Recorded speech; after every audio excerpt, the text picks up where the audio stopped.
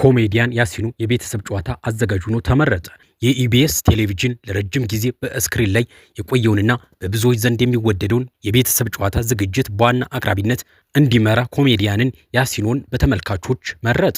የዝግጅቱ የረጅም ጊዜ አቅራቢ የነበረው አርቲስት ነጻነት ወርቅነህ ከዚህ ዓለም በሞት መለየቱን ተከትሎ ኢቢኤስ አዲስ አቅራቢ ለመተካት በተለያዩ አርቲስቶችና ኮሜዲያኖች መካከል አቅም የመለካት ውድድር ሲያካሄድ ቆይቷል። ተወዳዳሪዎች በስቱዲዮ ውስጥ ባሳዩት የዝግጅት አቀራረብ ብቃትና ከተመልካች በተሰበሰበ የኢቢኤስ ድምፅ መሰረት ኮሜዲያን ያሲኑ ከመጨረሻዎቹ 4 እጩዎች መካከል በከፍተኛ የድምፅ ልዩነት ማሸነፉ ተረጋግጧል። አሸናፊነቱን ተከትሎም በየሳምንቱ ፕሮግራሙን በዋና አዘጋጅነት የመምራት ኃላፊነቱን ተረክቧል። ውጤቱ ይፋ ከተደረገ በኋላ አስተያየቱን የሰጠው ኮሜዲያን ያሲኑ ያለፈበትን አስቸጋሪ የህይወት ጉዞ በማስታወስ ለተመልካቾች መልእክት አስተላልፏል። ለ7 ዓመታት ያህል በመስተንግዶ እንዲሁም በታክሲ ረዳትነት ሲሰራ እንደነበርና የራሱ ሞባይል ስልክ እንኳን ሳይኖረው በሰው ስልክ ቪዲዮዎችን እየቀረጸ የቲክቶክ ተከታዮችን ከ1 ሚሊዮን በላይ ማድረስ እንደቻለ ገልጿል። ማንኛውም ሰው በብዙ ችግርና ተስፋ መቁረጥ ውስጥ ቢሆን እንኳን ህልሙን ከመከተል ወደ ኋላ ማለት የለበትም ያለው ያሲኑ ከምንም ተነስቶ እዚህ ትልቅ መድረክ ላይ መድረሱ ለሌሎች ተስፋ ላጡ ወጣቶች ህያው ምስክር እንደሚሆን ተናግሯል። ኢቢኤስ ቴሌቪዥንም የቤተሰብ ጨዋታ ዝግጅት የሚቀርብበትን ስቱዲዮ ሙሉ በሙሉ ውብ በሆነ የውስጥ ዲዛይን በማደስ ለአዲሱ ምዕራፍ ዝግጁ ማድረጉ ታውቋል። አዲሱ አዘጋጅ ኮሜዲያን ያሲኑም የነጻነት ወርቅነህን አደራ በመረከብ ፕሮግራሙን አዝናኝና ሳቢ አድርጎ ለተመልካች ለማቅረብ መዘጋጀቱን ገልጿል።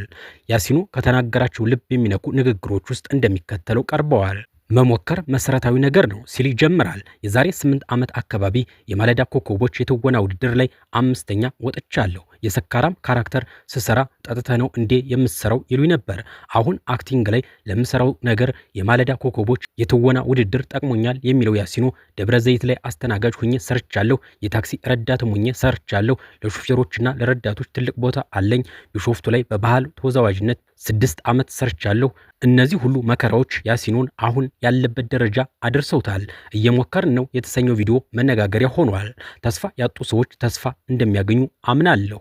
ችግር የሚያጠቃው የተቀደደ ልብስን የለበሰ ሰው ብቻ አይደለም። ሶሻል ሚዲያ ላይ ኮሜዲ ብቻ አልሰራም። የሚነሱ የሚጋጩ ሐሳቦችን ማከም እፈልጋለሁ። በሶሻል ሚዲያውም ሆነ በአርቱ ገንዘብ አልሰራም። ብዙዎች ሰዎች በሶሻል ሚዲያ ገንዘብ የማገኝ ይመስላችኋል።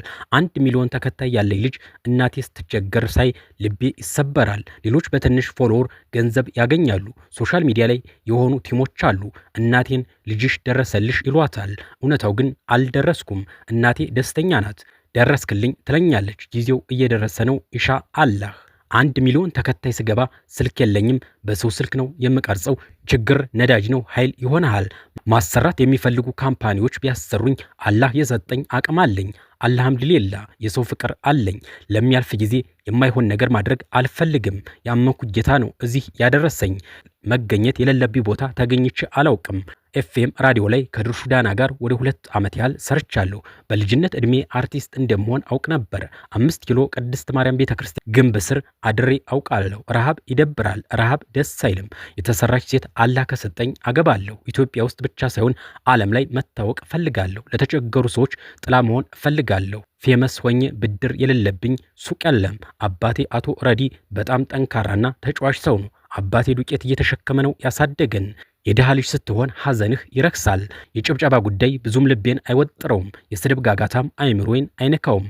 አርቱ ላይ በፊልም ኢንዱስትሪው የሚያግዝ ሰው የለም። ፊልሙ ላይ የነ እንተናና የነ እንተና የሚባል ግሩፕ አለ።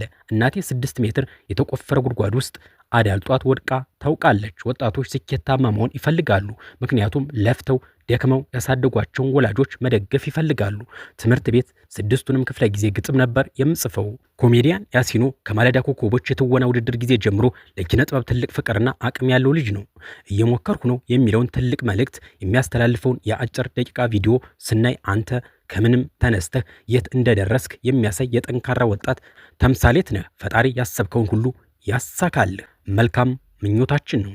በሌላ በኩል ደግሞ በኢትዮጵያ የብዙሃን መገናኛ ታሪክ ውስጥ አዲስ ምዕራፍ የከፈተ ከሀገር ውስጥ እስከ ውጭ ሀገር የሚኖሩ ኢትዮጵያውያንን በባህል በኪነ ጥበብና በመዝናኛ ያገናኘ ትልቅ ድልድይ ኢቢኤስ ቴሌቪዥን።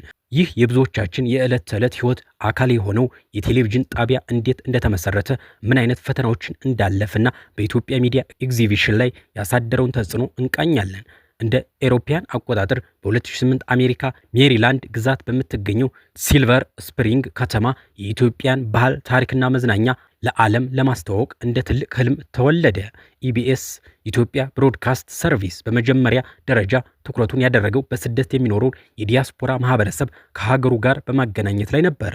በወቅቱ በሀገር ውስጥ የነበረው የመዝናኛ አማራጭ ውስን በነበረበት ወቅት ኢቢኤስ በጥራት የቀረቡ የባህል የፋሽንና የንግድ ፕሮግራሞችን ይዞ ብቅ አለ። በሂደትም በሀገር ውስጥ ባሉ ተመልካቾች ዘንድ ከፍተኛ ተቀባይነት በማግኘቱ ዋና መቀመጫውን እና የስቱዲዮ ስራዎቹን ወደ አዲስ አበባ አዘወተረ። የኢቢኤስ ዋነኛ የስኬት ሚስጥር በይዘቶቹ ስብጥር ውስጥ ይገኛል። ሳምንቱን ሙሉ በስራ የደከመን ህዝብ ቅዳሜና እሁድ ዘና የሚያደርጉ የሚያስተምሩና የሚያዝናኑ ፕሮግራሞች የብዙዎች ቤት መደበኛ እይታ ሆኑ። ኢቢኤስ የመዝናኛ ሚዲያ አሰራርን ቀይሮታል። ፕሮግራሞቹ ዘመናዊ አቀራረብ ያላቸው ከመሆናቸው በላይ ስለ ወጣቶችና ስለ ቤተሰብ ተስማሚ ናቸው። ከዚያም ባለፈ ኢቢኤስ ኤችዲ፣ ኢቢኤስ ሲኒማና ኢቢኤስ ሙዚቃ በመክፈት የፊልምና የሙዚቃ ኢንዱስትሪውን እንዲያድግ ከፍተኛ አስተዋጽኦ አበርክቷል።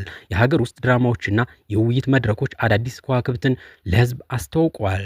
በዲጂታሉ ዘመን ኢቢኤስ በቴሌቪዥን መስኮት ብቻ አልተወሰነም። በዩቲዩብና በሌሎች የማህበራዊ ሚዲያ አማራጮች በሚሊዮኖች የሚቆጠሩ ተከታዮችን በማፍራት ቀዳሚውን ስፍራ ይዘዋል። ሆኖም ግን ይህ ጉዞ ሁልጊዜ አልጋ ባልጋ አልነበረም። የገበያ ውድድር፣ የህግና የስርጭት ፈተናዎች እንዲሁም የይዘት ጥራት ቁጥጥሮች የጣቢያው ትልቅ የቤት ስራዎች ነበሩ። ዛሬ ኢቢኤስ ቲቪ የቴሌቪዥን ጣቢያ ብቻ አይደለም። የዘመናዊ ኢትዮጵያ ፖፕ ካልቸር መገለጫ፣ የኪነ ጥበብ አምባሳደርና የብዙዎች ትውስታ ማደሪያ እንጂ። ላለፉት ዓመታት ያሳየው እድገት ለወደፊቱ የኢትዮጵያ ሚዲያ አቅጣጫ ጠቋሚ ሆኗል። የኢቢኤስ ጉዞ ይቀጥላል። ውድ ተመልካቾቻችን ስለተከታተላችሁ ከልብ እናመሰግናለን። የዛሬውን ልዩ ዝግጅታችንን እዚህ ላይ ጨርሰናል። በሌላ ፕሮግራም እስክንገናኝ መልካም ጊዜ